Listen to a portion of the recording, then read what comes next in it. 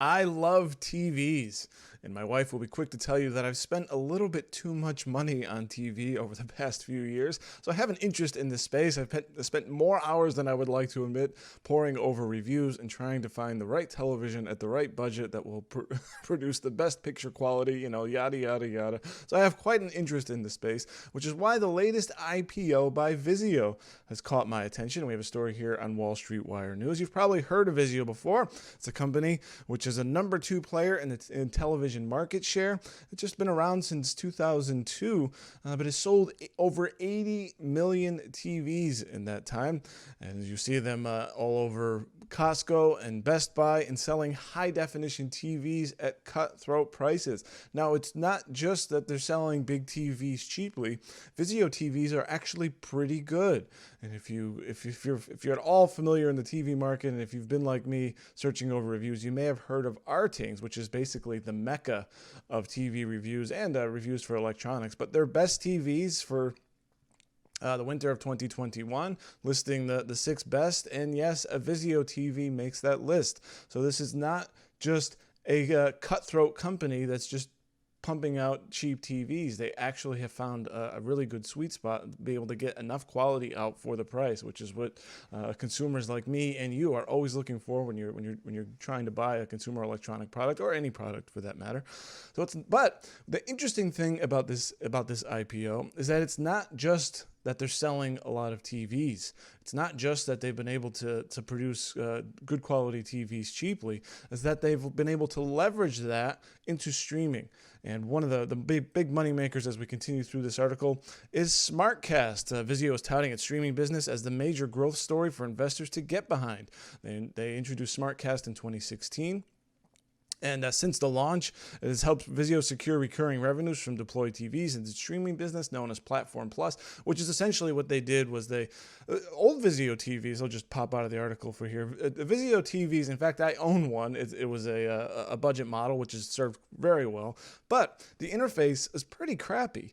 It's almost to the point of being unusable. So what Vizio decided to do a couple of years ago is to really upgrade the software that they have on their TV to make it actually usable, where you don't have to go out and say buy a Roku or an Android TV stick. You can just turn on the TV, navigate it, and get almost everything you want simply by using the interface of the TV. Massive step up for Vizio. What they did, they combined this Platform Plus thing with SmartCast, which is essentially what they did is they massively upgraded their software. So now it's user friendly. People are flocking to it. They like using it. They're not going elsewhere. They're like, this is good enough for me. I've got everything here, so I'm just going to use it straight. It's simple and easy. I just use the interface off the TV to be able to watch what I want, to be able to log into my Netflix or Amazon Prime, or so be it. So now they combine that with this thing Platform Plus, which combines their data analytics to their SmartCast streaming platform to then add more things and to be able to target advertise you, which, yes, this is what you get if you have a Roku or an Android or just a simple Google or Android TV or a Fire Stick. Yes, you will see ads popping up of, hey, you might like this show and it's on this streaming platform that now you have to pay another subscription for. Hey, we all know the game. But Vizio is actually getting good at it now to be able to put ads up there for you, a great user experience. So now, not only it's once, because the way it was with Vizio before, I mean, the TV's out the door and someone's going to turn on the TV, look at this interface and go, crap, I don't want to use this. Well, now, or you might not want to buy a Vizio TV because you talk to the guy at Best Buy or you do some research, they're going to be like, yeah, it's a good TV for a good price. But now you got to shell out $50 to $100 for another streaming device to use. And most people are like, I don't really know if I want to do that. I'll just buy a Samsung or a Sony or something like that. And that way I don't have to have another device to have to operate and another device to set up, and of course that extra outlay of cash.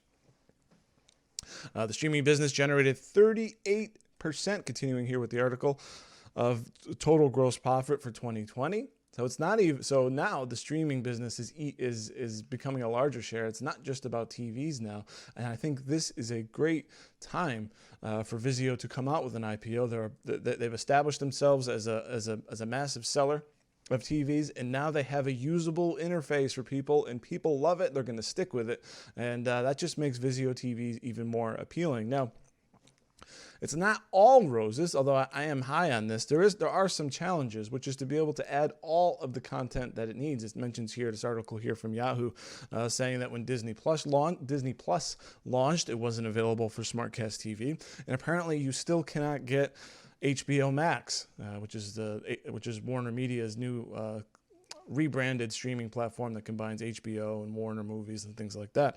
And that has people want to join that. So that is a problem.